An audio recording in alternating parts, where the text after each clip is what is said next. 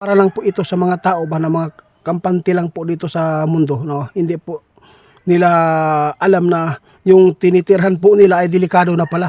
Tulad po ng landslide. Marami po mga tao na inosente, kaya ito po yung gagawin ng ating kaibigan. Tay, maraming salamat po. Sabi po ng ating kaibigan ngayon, focus po tayo sa babala po niya ngayon, dahil po ay meron po silang nakikita na nabiguan na mangyayari po dito ngayong taon na ito, dahil po meron talaga na masasagupa pa natin na kakaibang trahedya. Tay, ngayon po dito po tayo sa kaibigan po natin, ipinatawag po tayo kasi meron po silang babala, no? Alam kong marami pong nagsasabi sa atin na nakasulat po talaga sa Biblia po yung mga pangyayaring hinuhulaan po daw natin po dito sa mundo. Ito lang po ang masabi po natin, no?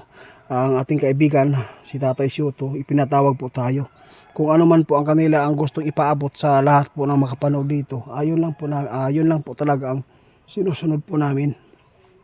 Nasa inyo lang po kung hindi kayo naniniwala. Basta kami gagawin po namin yung kung ano man po ang mabuti dito, kasi maraming tao na nagpapasalamat dahil po sa mga ipinapaabot ng ating kaibigan. Tay,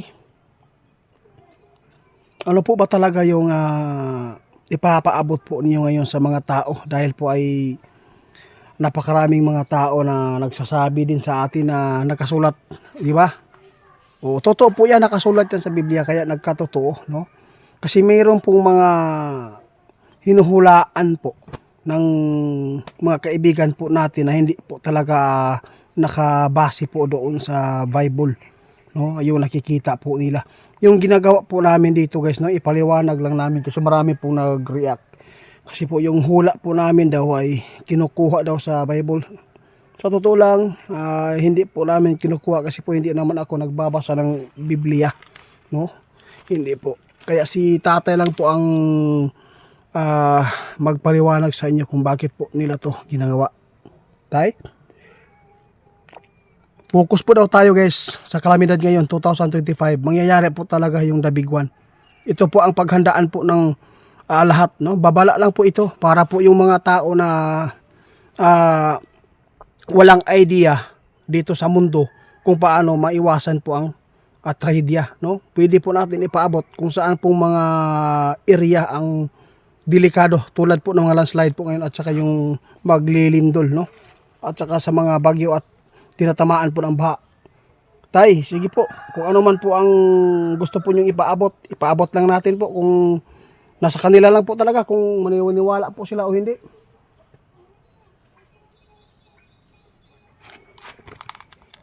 Sabi po ni tatay, itiit, nasa kanila lang po kung hindi po sila maniniwala. Okay lang po yan. Ang importante dito na nagawa po namin po ang gusto namin na itulong sa mga tao. Tama po kayo tayo, kaya hindi po ako dalawang isip na i-upload po ito. Maraming salamat po, lahat po ng mga sinasabi po ninyo ay nagkatotoo po talaga, sa totoo lang, no? Kasi sa totoo lang po, guys, no, marami pong manghuhula po dito talaga sa mundo.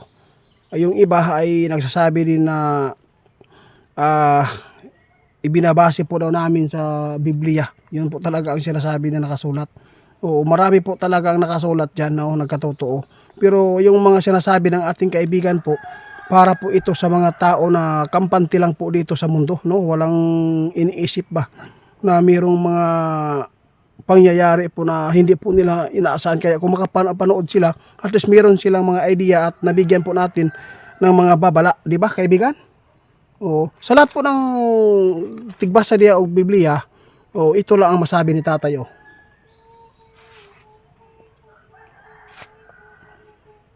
Yun. Kung kayo ay nagbabasa po ng Bible, kung ano man po yung nakasulat, yun po talaga ang gawin po ninyo, no? Para hindi po tayo mapapahamak at hindi kayo mapunta sa masamang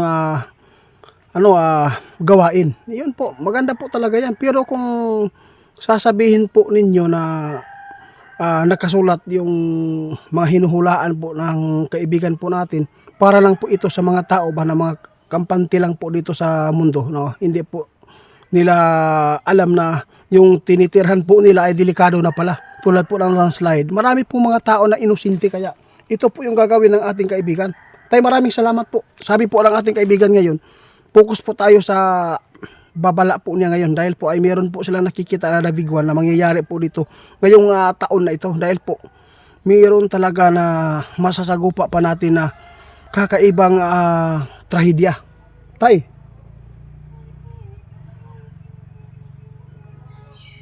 basta ito po yung nakita po ninyo.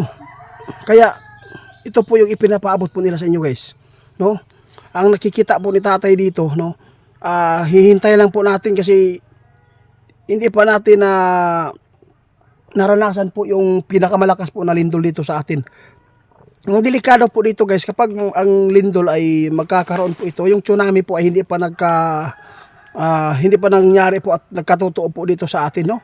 Kasi marami po talagang nanghuhula po ngayon dahil po dyan sa mangyayari dito. Kasi po mas maganda po talaga yung mga tao na nanghuhula kung kayo ay naniniwala. Yung mga iba, mga inosente talaga guys. Marami po talagang nakatira po sa area na napaka-delikado. Lalo na yung mga liblib. No? Tay? Oo, nagpapasalamat po kami tay kasi po kahit po ay binabato po tayo dito sa ating ginagawa. At least po meron silang nakuha. Marami po tayo na tulungan guys, no? Nakapag-abigay tayo ng idea sa kanila. Marami po nagpapasalamat. No, iwan ko lang yung iba kung ano lang, gusto lang po nila na kunwari po na nagsuporta din sa atin pero iba pala yung ano nila, pakay, no? Oo. Oo, alam po namin at saka alam po nila kaibigan kung ano po ang habol po ng iba sa atin guys. Alam ko marami po mga basir na kumukontra sa atin na nag-order po sa ating mga langis at saka yung sinukuan, no? At saka yung mga iba pa natin na mga gamit po natin sa atin po. Kaya nasa inyo lang po, gamitin po nyo ng mabuti. Basta sa amin, alam po namin marami pong nagkunwari na supporters daw namin. Pero alam namin kung sino po kayo. Alam ko. Kaya nagpapasalamat din ako kay kaibigan kahit po ay ganito po yung mga ibinabato po sa kanila. Patuloy pa rin kami, no? Dahil po sa kaibigan natin, nagawa namin itong mga pagpapaabot. Yung mga hula po, at saka yung babala, ay malaking tulong po yan. Lalo na sa mga tao ngayon na naligaw sa landas ba. Di ba tay? Importante po talaga dito yung hindi po lahat ng bagay dito sa mundo material po yung ating gagawin, kundi dapat po tayo ay maglaan po oras po natin na ilaan po natin sa Panginoon na magsunod din. Kaya salamat po tayo, no? Oo, huwag kang mag-alala po, ipagpatuloy ko po yung hindi ako magpapadala. Abangan po ninyo guys sa susunod, mag-a-upload tayo sa mga eksplorasyon namin sa meron po mga aswang na bumalik po doon sa mga area kung saan po namin pinuntahan. Focus muna kami sa babala ng ating kaibigan kasi po marami na po talagang mga nangyayari po dito sa ating mundo na yung mga tao kampante lang. Kaya salamat po tay. Tay? Oo, huwag kang mag-alala po. Ipagpatuloy namin po yung pag-i-explore. Si Ramil po ang nag-i-explore lagi po kada gabi. Oo. Kaya hindi ko pa na i-upload yung iba kasi po nandun po sa kabila na cellphone yung mga videos natin. Abangan po nyo guys yung mga aswang na hinahabol nila Ramil po. Kaya sabahan nyo lang po kami sa aming ginagawa. Sana nasa mabuti po kayong kalagayan. Happy New Year po sa inyong lahat.